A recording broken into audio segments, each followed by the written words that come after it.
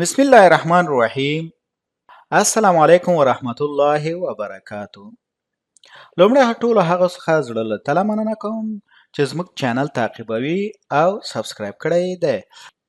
که مو تر دې دمه پورې نوي سبسکرایب کړی نو مهرباني وکړئ په سبسکرایب بټن باندې کلیک کړئ. که چیرې مو ویډیو خوښه شوه نو په لایک بټن باندې کلیک وکړئ. د نورو سره د شریکولو لپاره په شیر بټن باندې کلیک وکړئ. د لینک کاپی کولو لپاره په کاپی بټن باندې کلیک وکړئ. خپل وړاندیزونه او پوښتنې مو د کمنټس په برخه کې زموږ سره شریک کړئ. عبدالحبیب یوسفزی یم، ستاسو په چوپړ کې د ټي سیکویل روزنیز کورس لپاره ښوونکی یم. ټي سیکویل د مایکروسافټ کمپنۍ لخوا رامنځته شوې ډیټابیس ژبه ده او په مایکروسافټ سیکویل سرور کې د معلوماتو تنظیم او تحلیل لپاره کارول کیږي.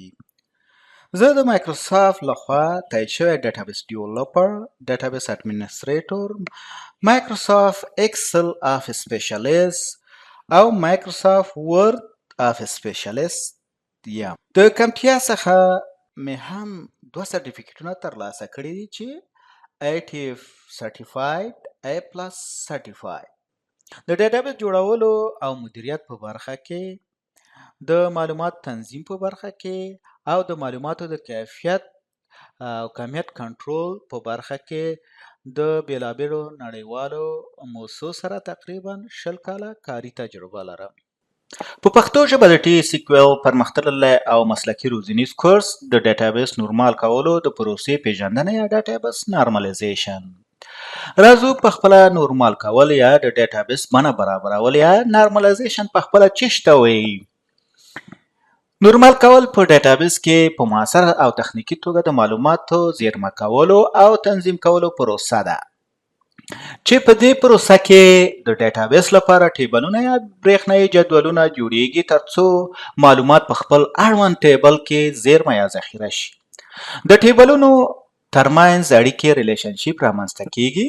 د مقرراتو سره سم ډیزاین شوي ټیبلز یا برېښنایي جدولونه او ریلیشنشیپ دواړه په ډیټابیس کې د ډیټا یا معلوماتو ذخیره کولو مؤثریت زیاتیږي. د تکراري معلوماتو د زیرمه کولو څخه مخنیوی کیږي.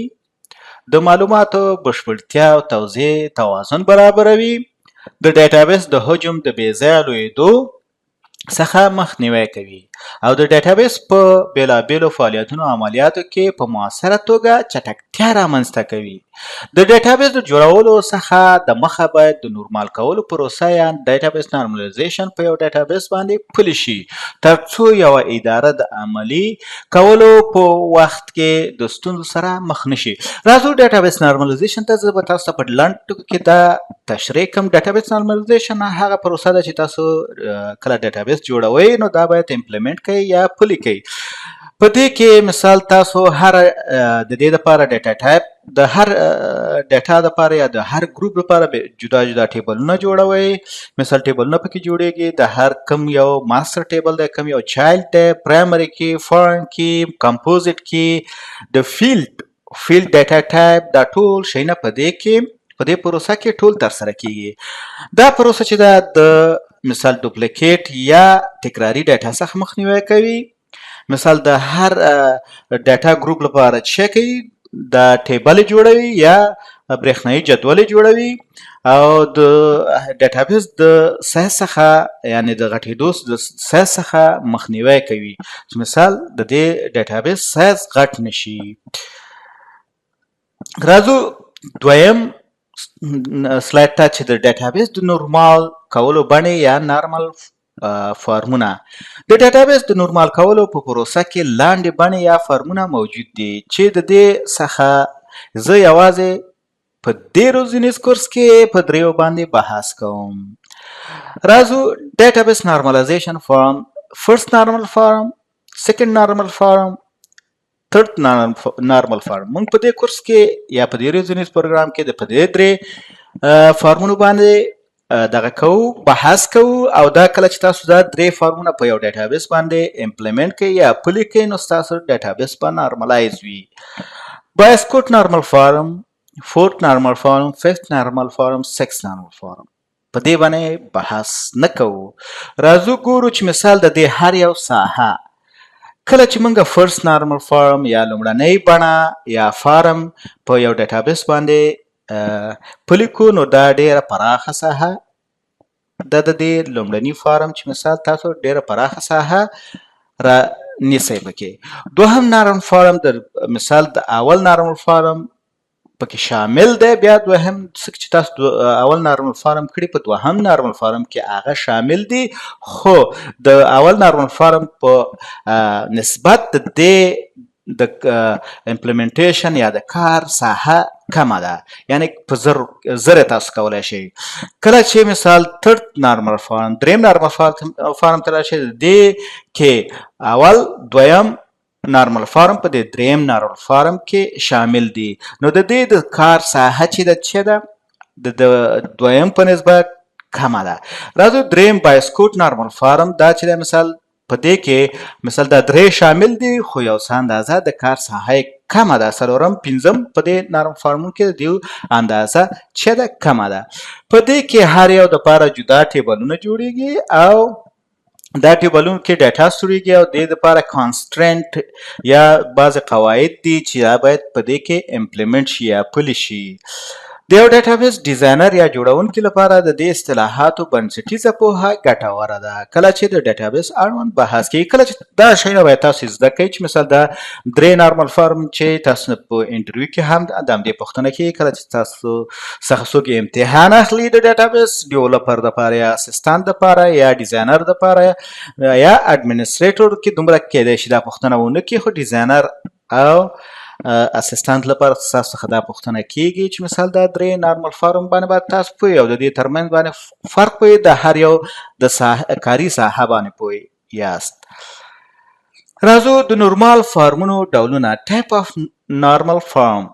د ډیټابیس نورمال کولو لپاره بېلابېل قواعد او مقررات شتون لري او په جلا جلا فارمونو کې ځای پر ځای شوي دي ترڅو د پلي کولو څخه وروسته یو ډیټابیس نورمال کړي او یا نارملایز کړي او د عملي کارونې په وخت کې ستونزې رامنځته نشي. په دې ریزونیز پروګرام کې زه یوازې په درې فارمونو باندې بحث کوم چې د دې فارمونو په پلي کولو سره یو ډیټابیس تقریبا په مکمل ډول سره نورمال کیږي او په ساحه کې د کارولو لپاره آماده کیږي. یعنې تاسو کولی شئ چې یو ډیټابیس د نارملایزیشن نه ووتو خلاص شو، نو تاسو یو انټرفیس ډیولپر ته یا اپلیکیشن ډیولپر ته ورکړئ چې هغوی پې ورته انټرفیس ډیزاین کړي. که چېرته تاسو په خپل ورته انټرفیس ډیزاین کوئ، نو کله چې انټرفیس هم ډیزاین که یا اپلیکیشن هم ورته ډیزاین که، نو پس د هغې نه تاسو کولی شئ چې مثال دا د نارملایزیشن پروسې نه وتلی ډیټابیس دی او یو چاته ورکړئ چې هغه آماده کړي. مخکې د کار څخه چې چاته د کار دپاره ورکړئ، تاسو د ډیټابیس نورمال کولو یا ډیټابیس نارملایزیشن او ټیسټ کولو ډیټابیس ټیسټینګ څخه وروسته هم د جوړ شوي ډیټابیس په ساختمان او پلي شوي قواعدو کې چې راوسته شي بدلون راوسته شي. مخکې د دې نه چې تاسو ډیټابیس ورکړئ، تاسو باید دا ټیسټ کوئ، یو ټیسټ ریکارډونه او نور په خپله ډیټابیس کوډ هم چې کړی ټول ټیسټ کوئ چې آیا دا په سمه توګه کار کوي او که نه. هېڅکله هم هڅه مه کوئ چې یو ډیټابیس پرته د نورمال کولو پروسې څخه د مخه کاري ساحې ته د کار کولو لپاره وړاندې کړئ، ځکه چې کله چې معلومات په ټیبلونو کې ور داخل شو، نو بیا د نورمال کولو پروسه سختوي. کیدای شي ستاسو د قواعدو او مقرراتو د عملي کولو په وخت کې ځینې ټیبلونه ډیټا یا پکې زیرمه شوي معلومات د لاسه ورکړي. کله چې یو ډیټابیس کې یا ټیبلونو کې ډیټا انټر شوه، طبعا چې تاسو نارملایزیشن کوئ د دې په ډیټا ټایپ کې فرق راځي. که چېرته مثال ټکسټ ډیټا ټایپ وي، تاسو نمریک ته اړوئ، نو د دې ډیټا دا به د خپل ډیټا د لاسه ورکړي. یا نور سایز د فیلډ غټ وي، تاسو یې وړوکی کوئ، نو دا به خپل ډیټا د لاسه ورکړي. نو تاسو کله چې نارملایزیشن پروسه دغه کوئ، په تش ډیټابیس د ابتدا نه په هغې باندې امپلیمنټ کړئ او کله چې ډیټابیس نارملایزیشن هم خلاص کو، نو په خپله به ټیسټ به وکړئ، په ټیبلونو کې به ډیټا انټر کړئ او وروسته د هغې نه به د اپلیکیشن ډیولپر ته وسپارئ. اوس راځو لومړی عادي بڼه یا فرست نارمل فارم. د ورته معلوماتو ذخیره کولو لپاره په یو ټیبل کې ډیر فیلډونه یا کلامونه مه کاروئ. کله چې مثال یو فیلډ یې کټګوري ورسته راځو ګورو چې مثال دا څه معنا چې یو کټګوري تکرارا په کلامونو کې مراوړي. په لومړي فارم کې باید لاندې درې مهم ټکو ته پام وکړئ. په انفرادي جدولونو کې تکراري ډیټا ګروپونه له منځه وړل، یعنی مثال تکرار کوم ګروپ چې مثال تکراري هغه باید د منځه لاړ شي. زه تاسو دا په عملی ډول بیا په ټیبلونو کې ښیم. د اړوند معلوماتو د هر سیټ یا ګروپ لپاره جلا جلا ټیبل جوړول. د اړوند معلوماتو هر سیټ یا ګروپ ته پرایمري کی ورکول یا فیلډ په نښه کول یا identify the primary key for each table. دویمه عادي بڼه second normal form. په دویم نارمل فارم کې باید لاندې مهم ټکي په پام کې ونیسئ. ماسټر ټیبل یا پیرنټ ټیبل او ډیټیل ټیبل سره جلا کړئ. د ډیټابیس ټیبلونو ترمنځ د فارن کی په مرسته اړیکې جوړول. دریمه عادي بڼه یا third normal فارم. په دریم نارمل فارم کې باید تاسو لاندې ټکي په پام کې ونیسئ. د ټیبل څخه د فیلډونو لرې کول چې د پرایمري کی او فارن کی پورې تړلي نه وي، او په دې فارم کې باید تاسو د ډیټابیس لپاره ERD یعنی انټیټي ریلیشنشپ ډیاګرام هم جوړ کړئ چې دا مثال ستاسو د نارملایزیشن پروسه د دې درې فارمو فاینل کوي.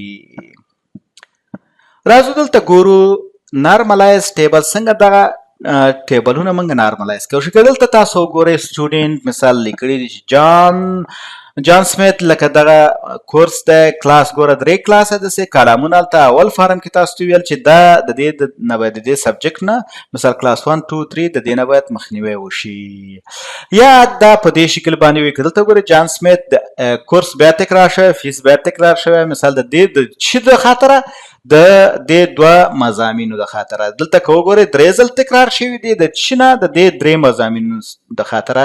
ګورئ دغه فیلډونه یو دوه درې څلور دا درې ځل تکرار شوي دي. دا څه شی کوي؟ په اصل کې دا د ډیټابیس سایز غټوي. کله چې مثال دا تاسو په ډیټابیس کې انټري کوئ په دې شکل سره دا سایز غټوي، د هغې پرفارمنس یا د هغې هغه کار کې ټکنی کوي، ډیټابیس تاسو ورو کوي، سایز غټیږي او مثال معلومات چې کله تاسو ډیلیټ کوئ یا اپډیټ کوئ نو ستونزې پکې رامنځته کیږي.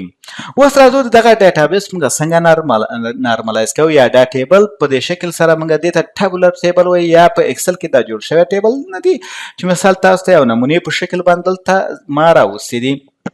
راځو لومړی ګوره د سټوډنټ معلومات په یو ټیبل کې اچو. مثال د هغې سټوډنټ نیم شو، ډیټ اف برث او ادرس دا هم په یو ټیبل کې واچو. د دې سټوډنټ انفارمیشن لپاره یو ټیبل جوړ کړو او د نور دپاره څه کوو جلا ټیبلونه. ګوره د سبجیکټ نیم د سبجیکټ دپاره دا کلاسونه چې دی د دې دپاره جدا ټیبل جوړ کړو.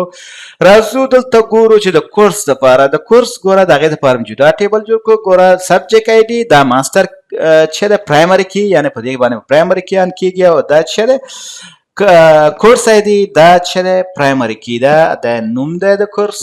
مثال راځو اوس دلته ګورو دا ټیبل چې دی دې کې معلومات د ډیټا انټري ټیبل دی چې بالاخره د دې ټولو ټیبلو معلومات د انټري ډیټایل ټیبل دی چې مثال دې کې تاسو معلومات د یو شاګرد کوم کورسونه اخیستي، کوم سبجیکټ یې ویلی، مضمونونه یې ویلي، ټول په دې کې په دې شکل سره انټري کیږي.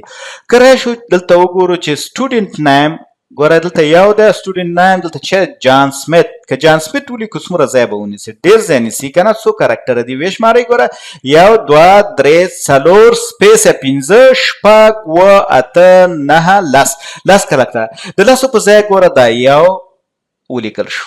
دا د دې لپاره څه شو؟ ماستر ټیبل شو. دا ګوره دا چې د ماستر ټیبل یا پیرنټ ټیبل دا هم ماستر ټیبل او پیرنټ ټیبل د چې سبجیکټ لپاره او دا چې د ماستر ټیبل د کورس نمونو دپاره دی. مثال دلته په دې سبجیکټ نیم کې یو سبجیکټ دوه ځل نه کارول کیږي چې مثال دویم ځل دی شي. دا ماستر ټیبل دی په یو ځل ډپلیکیټ نه مني. یونیک ریکارډ به دلته انټري کوئ او په کورس نیم کې به هم یونیک ریکارډ انټري کوئ. دلته که وګورئ مثال کورس آی ډي مثال دا سمیت چې دی کورس آی ډي چې دی دریم دی دا ګوره درې مثال کوم کورس دی؟ دا کورس اکنامک دلته که وګورئ درې آی ډي درې دی، که دا ټول دا سټور کړي او که دا درې سټور کړي څومره ځای به ونیسي. ګوره د ډیټابیس سایز ډېر وړوکی شو. که دلته وګورئ دا څو دفعه تکرار شوی دی، دلته وګوره دا څو دفعې تکرار شوی، مثال د دې ډېر سایز غواړي. دا ګوره مثال 2000 راغلی، دلته ګوره 2 کرکټره شو. د دې په ځای ګوره څومره کرکټره دي، دلته ګوره 2 کرکټره مثال د دې ته سټور شو. مثال د ډیټابیس دې ته شوی نارملایزیشن پروسه ده، چې مثال څنګه تاسو دغه نارملایزیشن مثال پروسه تکراروي، یا د ګوره د دې دا تکرارا راغلی، دا سبجیکټ کالمونه تکرار دي، دلته را یا قطارونه یا کم ریکاردونه تکرار دي. ګورئ دلته دا مثال که په دې شکل وي یا په دې شکل وي، د دې څخه باید مخنیوی وشي، ډیټابیس باید په دې شکل جوړ شي. کله چې تاسو ټیبلونه جوړ کړه، نو دلته بیا ضرورت دی چې انټیټي ریلیشنشپ ډیاګرام یا ای آر ډي کله چې تاسو ډیټابیس فاینالایز کوئ، نو تاسو باید ای آر ډي ورته جوړ کړئ، ځکه ای آر ډي د دې لپاره ضرور ده په ډاکومنټیشن کې چې مثال تاسو کله یو ډیټابیس جوړئ، د هر فیلډ د هر دغه پر اړه به تاسو یو ډاکومنټیشن کوئ، چې مثال دا فیلډ د څه شي لپاره، دا ټیبل د څه شي لپاره ده، ولې جوړ شوی ده، څه کوي څه نه کوي، دا ټول مکمل معلومات به لیکئ.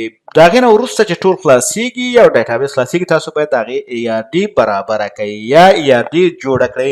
د ای آر ډي د اپلیکیشن ډیولپر سره یا څوک چې انټرفیس جوړوي د هغې سره کومک کوي، او بل هغه د اینډ یوزر سره څوک چې دا کاروي هغې سره کومک کوي، او د ډیټا ساینټیست سره او یا د ډیټا انالیسس یا ریپورټینګ څوک چې جوړوي هغې سره کومک کوي. ځکه په دې کومک کوي چې کم ټیبل دلته ورته ښیي چې کم ټیبل د کم سره لینک دی. دلته کم یو چې کی لري، مثال دا چې دی پرایمري کی دی، یعنې دا یونیک ریکارډ دی، دا ډوپلیکیټ نه مني، چې یو ځل انټر شوی دویم ځل نه مني. دلته ګوره دا چې دی کورس آی ډي، کورس آی ډي دا ګوره دا ټیبل چې دی ټیبل کورس اټینډنس، هلته چې تاسو ته مې په ابل دا کې خو دا ګوره دا ټیبل اټینډنس دغه دی. اوس راځو دې ته آی ډي ده، سټوډنټ آی ډي ده، کورس آی ډي ده او سبجیکټ آی ډي. دا دلته لینک دی، دا چې دی دا په دې دا ډیټیل ټیبل ده، دا خپله پرایمري کی لري، او هر ټیبل باید تاسو جوړوي هغه باید خپل پرایمري کی ولري. نو دلته دا چې دا فارن کی دی، دا ریفرنس شوي چیرته، ګوره که کورس ته راشو، د کورس دا ګوره مثال دې ته ریفرنس شوی دی، د پرایمري کی ټیبل کورس ټیبل ته د آی ډي سره دا لینک شوی دی، یعنی یو ریکارډ په دې کې دا ماستر ټیبل دی یا پیرنټ ټیبل دی، خو د دې دا یو ریکارډ دلته دا یو سبجیکټ په دې کې لا تناهي ځل تکرارېدی شي، یعنی څو ځلې تکرارولی شي. همداشان سټوډنټ، یو سټوډنټ کېدی شي چې یو کورس اخیستی وي، یو سټوډنټ کېدی شي چې 10 کورسونه اخیستي وي. راځو سبجیکټ ته، یو کورس کې کېدی شي چې 10 سبجیکټ وي یا 15 سبجیکټ وي یا مضمونونه وي. نو د هر یو لپاره جدا جدا ټیبلونه جوړ شي. دا ما د ټیسټ لپاره جوړ کړي، یو عادي چې تاسو تشریح کوم او تاسو د نارملایزیشن په پروسه باندې پوه شئ. نو دا وړوکی ډیټابیس مې درته تشریح کړو چې په دې کې ټول 4 ټیبل دي، 4 ټیبل دي او زیات ټیبلونه مې جوړ کړو. خو وروسته موږ چې کله په دې کورس کې مخکې زه دا د T-SQL کورس دی، زیاتره په دې دلته نارملایزیشن باندې ما ډېر بحث نه دی کړی، او مقصد تاسو ته مې یو نظر درکړ، در وپېژنه چې ډیټابیس دغه شیانو ته ضرورت لري چې مخکې د دې نه چې تاسو ډیټابیس جوړ کړئ په دې باندې باید تاسو پوه اوسئ. راځو تاسو کولی شئ په دې ټیبلونو کې زیات فیلډونه اضافه کړئ، اوس اضافه کړئ، وروسته اضافه کړئ، د کارولو نه وروسته پکې اډ کړئ. نو دا ټول پروسه موږ په دې کورس کې وایو چې څنګه یو ډیټابیس جوړ کړئ، څنګه وروسته فیلډونه اضافه کړئ، څنګه وروسته یو کانسټرینټ یا پرایمري کی په یو ټیبل اډ کړئ، فارن کی په اډ کړئ، نور فیلډونه اضافه کړئ، ډیټا ټایپ یې چینج کړئ. دا ټول شیونه په دې کورس کې موږ وایو. دلته مثال بعض یو شتم پامې چې ډیټابیس چې دی دا ډېر فکر او توجه ته اړتیا لري. دا به ته خپل فکر کله چې ته زده کوې ډیټابیس، نو ته باید زیاتره شیونه د خپل فکر او ذهن تجربې دغه نه کوې، په اساس باندې به یې کوې. دلته راځو که ګورو چې دې سټوډنټ ټیبل کې د دې پرایمري کی چې شوه آی ډي شوه. نو مثال دا یو بیا نه مني چې مثال یو بیا دلته یو انټری کې مثال دا یو شو یو ځل راځي، دوه یو ځل راځي، درې یو ځل راځي، څلور یو ځل، پنځه یو ځل، شپږ یو ځل، بیا شپږ نه راځي په دې کې، په دې فیلډ کې یعنی په دغه کالم کې. نو دې کې دا نه راځي. اوس راځو دلته که سټوډنټ وګورو، مثال سټوډنټ تکراري راځي او دلته کورس تکراري راځي، مثال دا کورس ده او سبجیکټ تکراري راځي. که موږ راشو دلته په دې باندې موږ کمپوزیټ کی ور زیاته کړو یا دا کمپوزیټ کی ورته کریټ کو، که چیرته موږ سبجیکټ ونه لرو یعنی دا سبجیکټ کالم نه وي، څه نه وي؟